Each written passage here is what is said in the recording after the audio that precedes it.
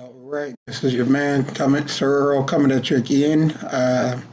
Today is December 7th. Man, the year is flying past. We have about 3 more weeks and then we'll be into a new year. I am asking all of my subscribers, friends, fans, people that listen to the podcast to go to YouTube. Okay, we started posting interviews on YouTube. I know TA's up there, mine's up there, and we got a couple of more that we're editing to put up. But go to YouTube and search for IT apostrophe S. It's my world, the number one, and you'll see all the podcasts, the interviews, and everything. So I'm definitely trying to get the numbers of the views up on the YouTube station. So I'm just letting everybody know that we have started putting up and posting interviews. So it just adds another element to what we're trying to do. So if you could go to YouTube, like I said, IT apostrophe S, it's my world, the number one. It'd be greatly, greatly, greatly appreciated. Um, we should be able to get those numbers up and going based on the amount of listeners that we're getting. I know we've picked up downloads from Canada, Netherlands, Mexico, Spain, Brazil. And if those people are listening, I'd like to very much thank them, for tuning in to something that we're trying to do here at It's My World. The motto for It's My World is that we're changing the world one podcast at a time. So as a personal trainer, it would be easy for me to get on here and talk about health and fitness, but I'm a human being first. I have a life, I have kids, I have all the things that other people have. I'm not just a trainer, I am a human being first, I'm a man first. So, that being said, log on to YouTube and let's get these numbers up there, okay? So, my podcast today, it focuses on the title of it is Are We Better Yet? Okay, are we better yet? And or are we better off? That's the name of it. Are we better off today? The reason that I asked the question is that there's all these things that, as time evolves, we were supposed to change, and it was supposed to make us a better nation. Whereas I look around now, and it doesn't seem that we're a better nation. I mean, we have technology that we've never seen before. We have unemployment rates very low, but it just does not seem much has changed. It's like the first thing that I look at is the generation that's coming behind us.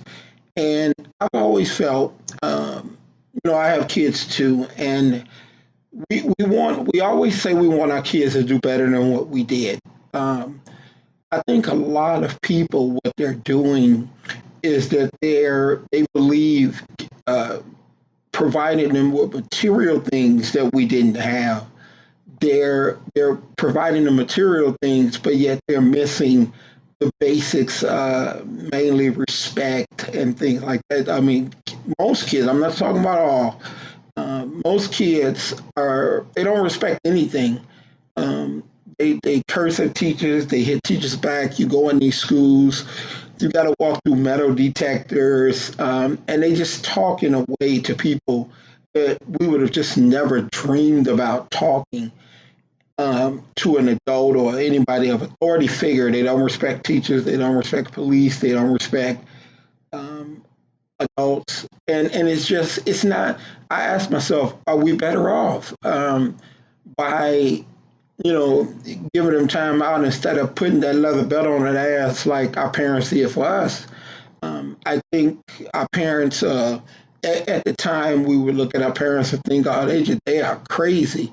But in reality, you look back now, and it taught you a lot of valuable lessons. I mean, you had chores, and you come home from school, you have to do your chores, you have to eat, and then you go outside and you play. You always knew. You go to the basketball court, go to the football field. Someone was doing something. Nowadays, they come home, they don't have chores, and they start pecking away at the phone or the computer, and there's no um, any type of activity going on in all the schools. I know here in Chicago, I'm not really sure about other places, but they've canceled the recesses and they've canceled PE and gym and things like that. So there's absolutely positively no activities for kids to do, and they don't take it upon themselves to go and go outside and play. I go past the basketball courts all the time, and they're just empty. That would have never happened when me growing up. You hate to sound old, but back when I was growing up, that would have never happened because everyone looked forward to getting out of school, eating, doing your homework, doing your chores, going outside and play until the lights get ready to come on, and your parents, if they had to scream for you once the lights came on, or the lights started coming on, it started getting dark. If they had to come looking for you or they had to scream for you, that was your ass when you got home. You knew the rules and you abided by the rules. Nowadays, I ask the question: are we better off because there are no rules? Kids have no rules. They don't follow anything. They don't respect anything.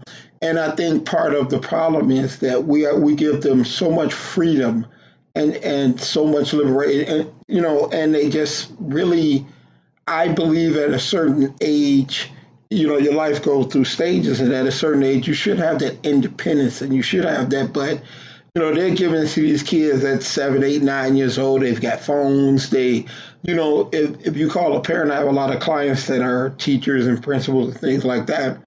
You call a parent and tell them that their kid is acting up in school, they're going to curse you out. They're going to come up to the school and want to whoop your ass, and they don't believe that about their kids. And I can remember being young, going home, telling my mom, she said, well, why you got this bad grade? And I said, well, I think the teacher don't like me. And my mother, one, she slapped me first, and she said, out of all the kids in school, you mean to tell me she picked you out of all the kids she got and don't like you and giving you bad grades even though you're doing the work? She said, what are you think, some kind of damn fool? So that was the respect that they had. The parents backed up the teachers. I mean, if you had to do your homework, you had to do your homework. If a teacher had to call the house, that was you really got in a lot of trouble. And um, the teacher didn't get cursed out because you decided that you wanted to act a fool in school, and they're calling to tell your parents. Kids nowadays, they'll tell you, you can call my parent if you want to, it ain't gonna do nothing. So they know that nothing's gonna happen. So we're giving them material possessions, phones. I mean, these kids having better phones than me, and they're 6, 7, 8 years old. And I know that my niece had told me that her daughter made the honor roll, so they were going to go shopping and celebrate. My attitude is going to school to get good grades is your job. That's what you do. That's the price of entry to eat my food and live under my roof. You are supposed to get good grades. We ain't freaking going shopping because you did what you're supposed to do.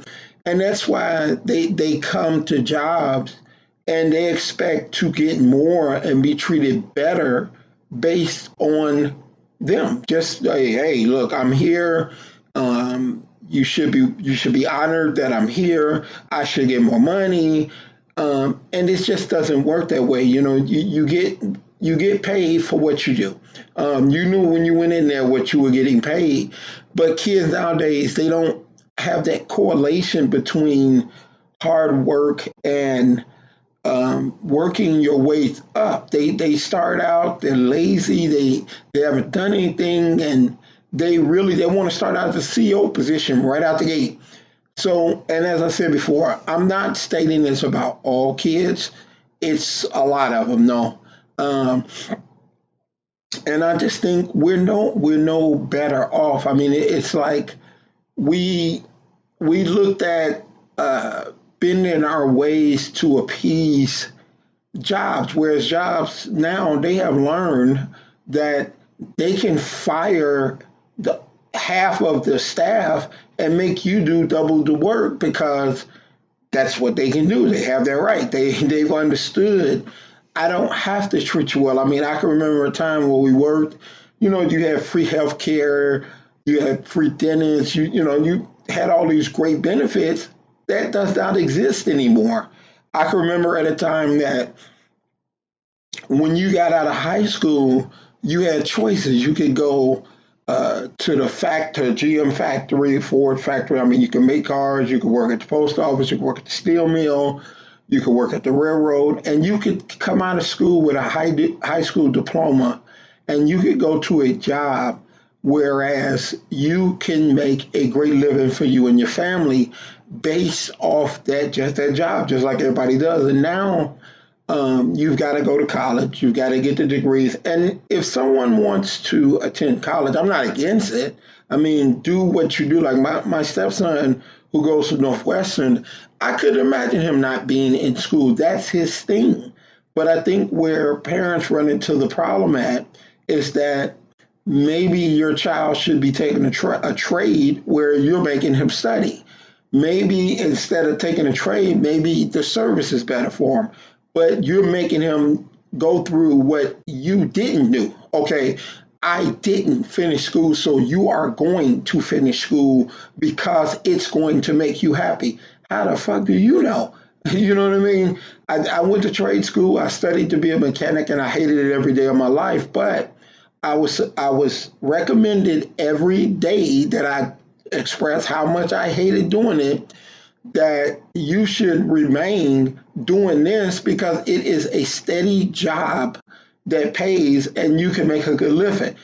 So I think the world is in a place that so many people, they say over 87% of the people hate to go to their jobs. How could you spend the majority of your life in a place that you don't like, doing work that you don't like? So it makes me ponder the question, are we better off now? Are we better off that we started doing the job that we don't like, but we do it because it pays the bills? Kids are finding out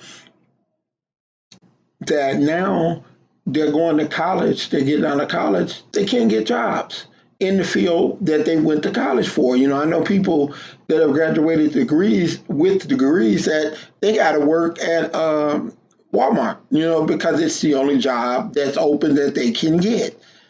So are we better off? We as parents, we're suggesting to our kids, go to college, get an education, get you a good degree, but you get out. Um, the jobs that you seek, what you went to school for, you can't even get that job. You got to go and take anything that they give you.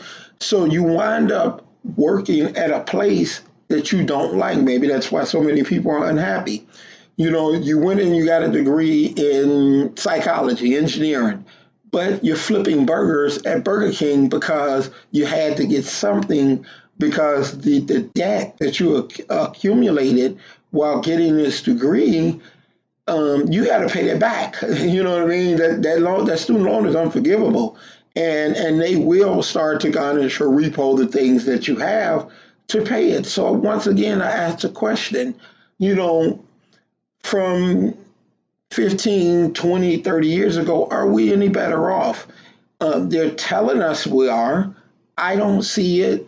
I cross paths with a lot of people in the position that I'm in, and I don't see it in them. Um, I just don't see it. So it's just, I start to ask the question, as people, are we better? I mean, prices are outrageous. In Cook County, taxes are just downright ridiculous. You can't, get anything. You can't get a loan. Interest rates they're low now, but, the foreclosure rate on houses are just through the roof. It's just so many things that we were promised as people, as America, that just do not exist. And I just continuously ask the question, are we any better off? It does not seem that way to me. I'd like to hear from my listeners. I'd like to know, are we any better off than where we were 30 years ago? You still can't live where you want to live. It's still gentrification. It's still racism. Racism seems to be at an all-time high. Um, are we any better off? That my opinion is that we're not. I'd like to hear from some listeners, and do you think we're any better off? Everybody's life is different. So until next week, this is Sir Earl, and I'm out. Take care, be positive to each other, and peace.